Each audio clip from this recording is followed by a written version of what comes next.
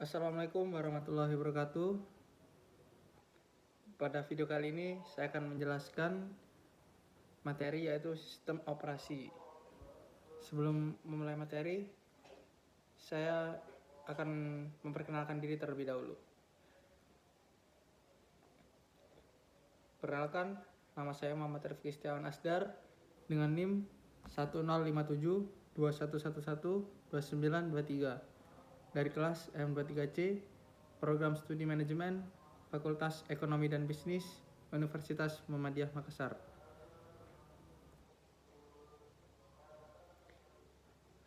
Pada materi kali ini, saya akan menjelaskan materi mengenai pengertian sistem operasi. Sistem operasi secara umum. Sistem operasi adalah perangkat lunak pada lapisan pertama yang ditempatkan pada memori komputer pada saat komputer dinyalakan booting. Sedangkan software-software lainnya dijalankan setelah sistem operasi berjalan. Dan sistem operasi akan melakukan layanan inti untuk software-software itu. Sebelum ada sistem operasi, komputer hanya menggunakan sistem sinyal analog dan sinyal digital. Seiring dengan berkembangnya pengetahuan dan teknologi, pada saat ini terdapat berbagai sistem operasi dengan keunggulannya masing-masing.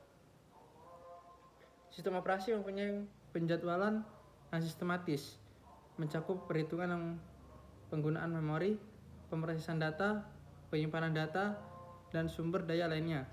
Contoh sistem operasi modern adalah Linux, Android, iOS, macOS, dan Microsoft Windows.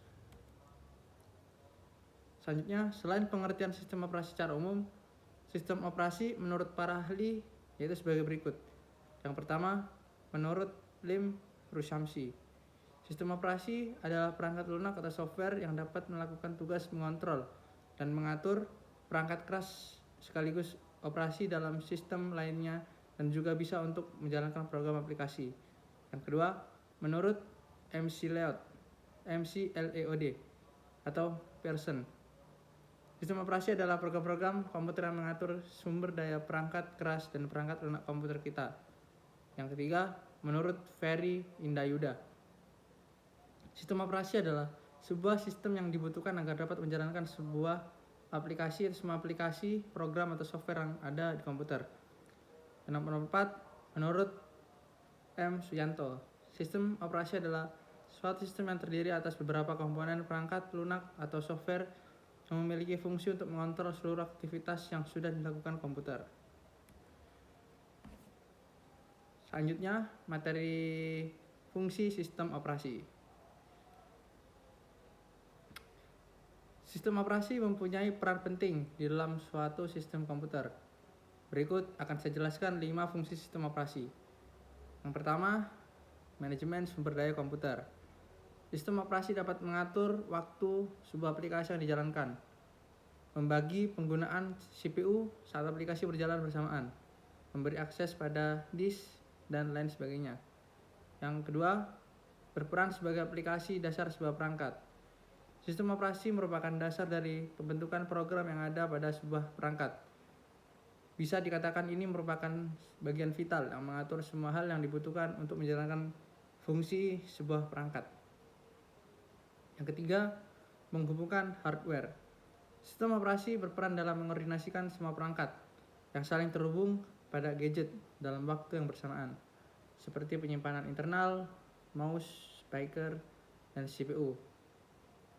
Dalam hal ini, sistem operasi berperan sebagai jembatan yang menghubungkan perangkat keras dengan perangkat lunak. Kemudian pada gilirannya akan menjalankan operasi dasar komputer.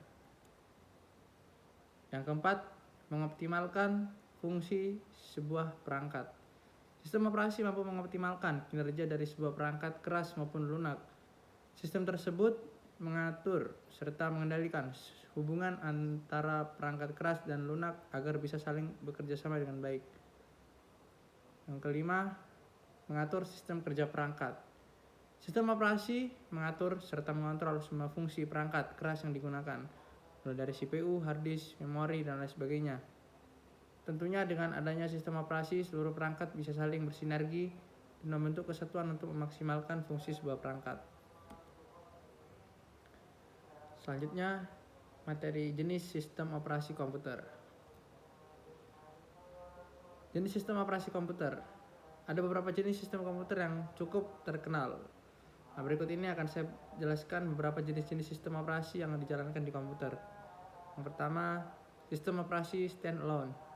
Pada sistem operasi standalone dapat digunakan oleh single user maupun multi user. Sistem operasi ini juga memiliki fitur-fitur yang cukup lengkap dan dapat berdiri sendiri. Contoh sistem operasi standalone adalah Microsoft Windows, Linux, dan macOS. Yang kedua, sistem operasi Live CD. Live CD hanya membutuhkan perangkat CD atau DVD-ROM yang perlu menginstal secara permanen di komputer untuk menjalankannya. Sistem operasi ini sangat ringan karena ukurannya yang cukup kecil. Tetapi sistem operasi Live CD tidak memiliki banyak fitur dibandingkan sistem operasi standalone. Inilah contoh sistem operasi Live CD, yaitu Knoppix, CentOS, Linux Mint ya, WinXP Live, dan CD lainnya. Yang ketiga, sistem operasi embedded. Sistem ini langsung ditanam di komputer dan tidak bisa berdiri sendiri, memiliki fungsi khusus dan spesifikasi khusus. Contoh dari sistem operasi embedded adalah ECOS, LineXOS, JavaOS, dan embedded Linux. Yang keempat, sistem operasi jaringan. Sistem operasi jaringan jenis ini dibuat khusus untuk menangani keperluan jaringan komputer. Beberapa layanan yang dapat ditangani oleh sistem operasi jaringan adalah HTTP service, DNS service, sharing printer, proxy server, dan masih banyak lagi. Beberapa contoh sistem operasi jaringan adalah Red Hat, CentOS Server, Cloud Linux, dan lain sebagainya. Oke, itu tadi materi mengenai sistem operasi pada komputer. Jadi semoga apa yang saya jelaskan pada video kali ini bisa bermanfaat, dan mohon maaf juga apabila ada kekurangan. Terima kasih. Wassalamualaikum warahmatullahi wabarakatuh.